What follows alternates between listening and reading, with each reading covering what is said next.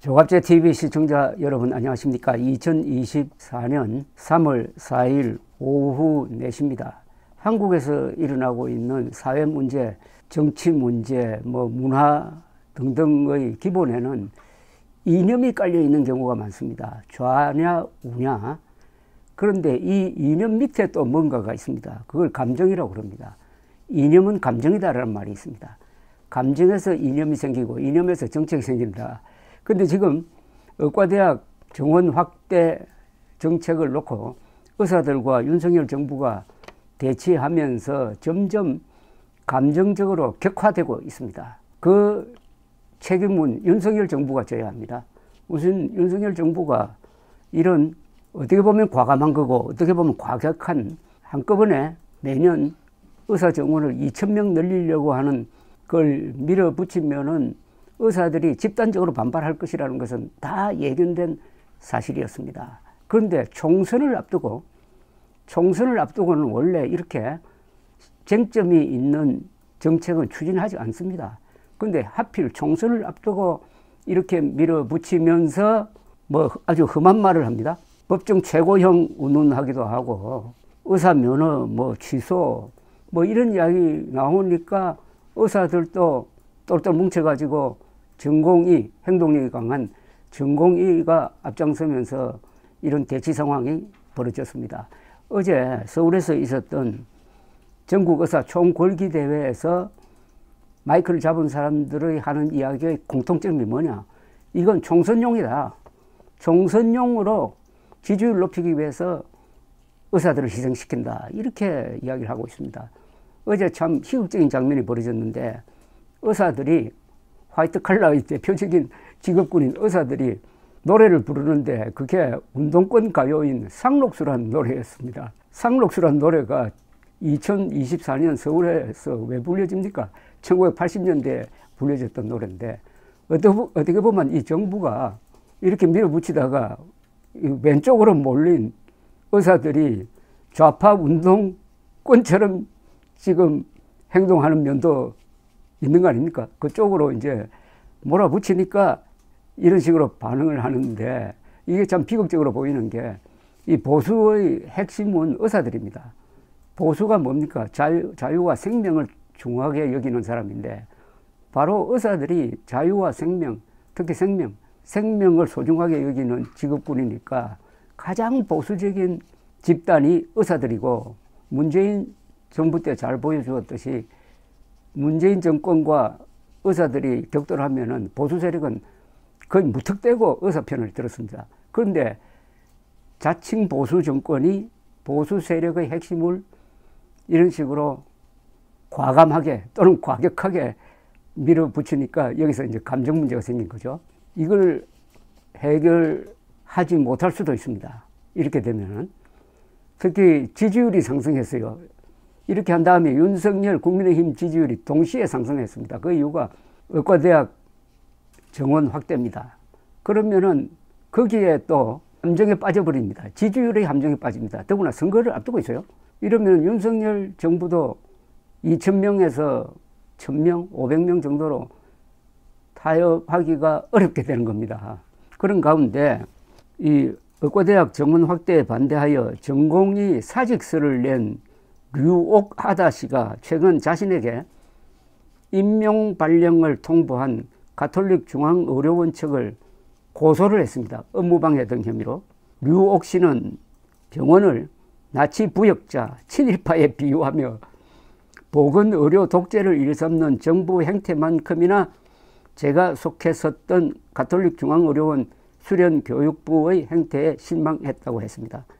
그는 가톨릭 중앙의료원 인턴 비대위 대표 등으로 활동한 바가 있습니다.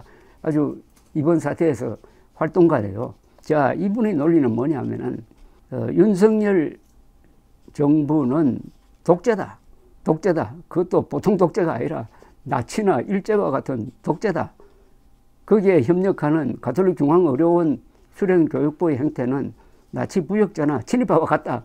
이렇게 또 프레임을 짜가지고 오늘 성명서를 냈습니다. 입장문을 내면서 가톨릭 중앙의료원 수련교육팀입니다. 선생님께서는 3월 1일부 임용 발령되었음을 안내드립니다라는 문자를 받았다고 공개를 했습니다. 2월 29일로 인턴 계약이 종료되었고 이후 레지던트 계약을 하지 않았는데 어떻게 임용이 된단 말이냐고 합니다. 가톨릭중앙의료원 수련교육부의 입장을 이해 못하는 바는 아니나 국가에 순응한다고 죄가 없는 것은 아니다. 나치 부역자 친일파도 같은 논리로 행동했고 역사 심판을 받았다. 부끄러운 줄 알라고 했습니다. 그러니까 이미 계약 관계가 끝나가지고 지금 자유인인데 왜 임명 발령을 왜 내느냐 이겁니다. 그 참 좀 우스꽝스러운 일이 지금 벌어지고 있습니다. 류옥하다시는 이 문제를 상당히 크게 지금 프레임을 짜가지고 문제를 제기합니다. 반헌법적이고 법치주의에 어긋나는 지시를 따르는 것만으로도 악에 기여하는 것이다. 그저 자기 위치에서 자기 일을 했을 뿐이라는 이야기는 변명에 불과하다.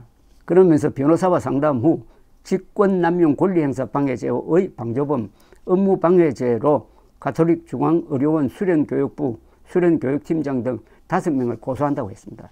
그는 한나 아렌트의 유명한 저서 예루살렘의 아이히만 악의 평범성에 대한 보고서를 언급하기도 했습니다.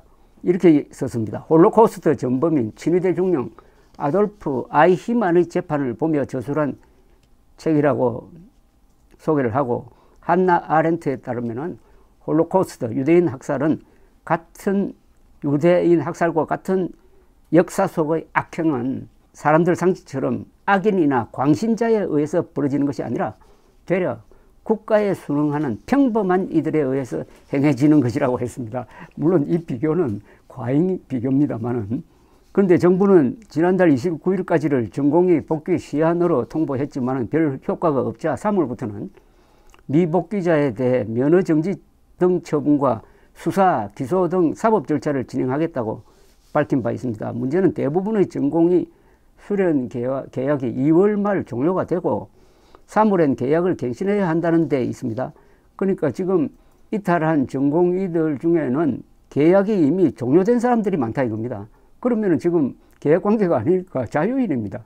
그 사람들을 보고 병원으로 돌아오라는 명령을 내릴 수가 없다는 게 이분의 주장입니다. 전공의들이 낸 사직서를 각 병원이 수리하지 않아도 당초 계약기간 만료에 따라 저절로 계약관계가 끝나게 되었다는 겁니다. 그럼에도 자유인 상태의 사람들에게 정부는 진료 유지 명령이라는 또 다른 방식으로 대응하려고 하고 있습니다. 정부는 진료 유지 명령에 전공의 재계약 포기 금지 항목이 포함되어 있다는 점을 분명히 했는데 이 말도 좀 무섭습니다. 전공의 재계약 포기 금지 항목, 그러니까 그만둘 수 없다, 그만둘 자유가 없다는 이야기입니다.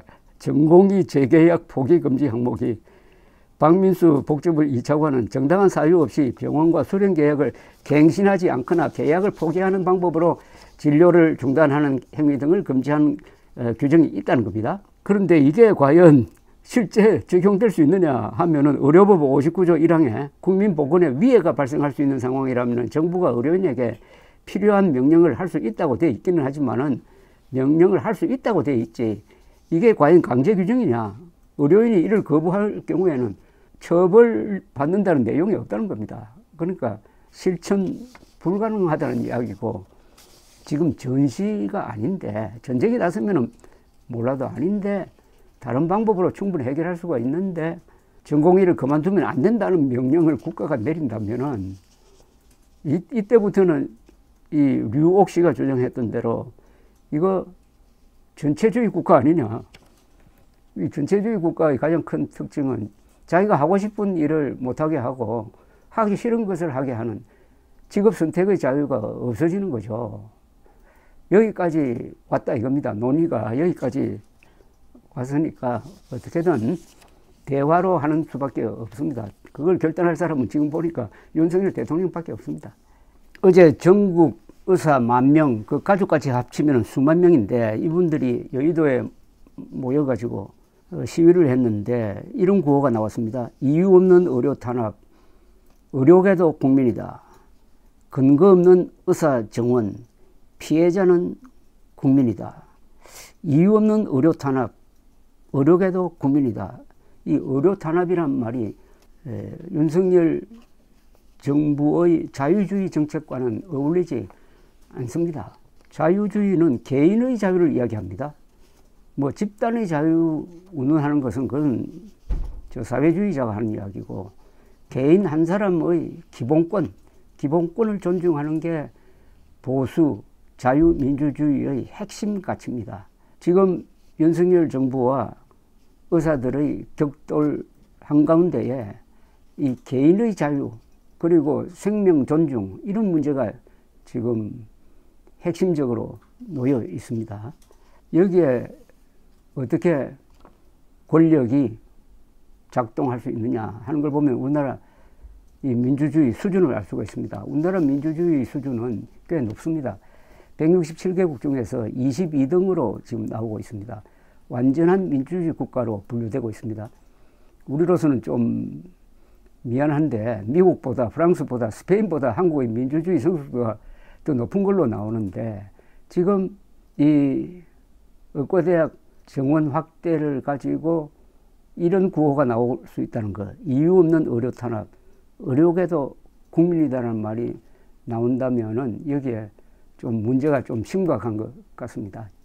이게 제2의 부산 엑스포 같은 게 될지도 모른다는 생각이 듭니다. 윤석열 정부가, 특히 대통령이 지금 보고받고 있는 정보가 그게 과연 정확한 정보냐, 정확한 정보 판단에 따라서 이 정책을 펴고 있는 거냐, 아니면 정보가 잘못된 정보에 근거해 가지고 이렇게 하고 있느냐 하는 것을 점검할 필요가 있습니다. 감사합니다.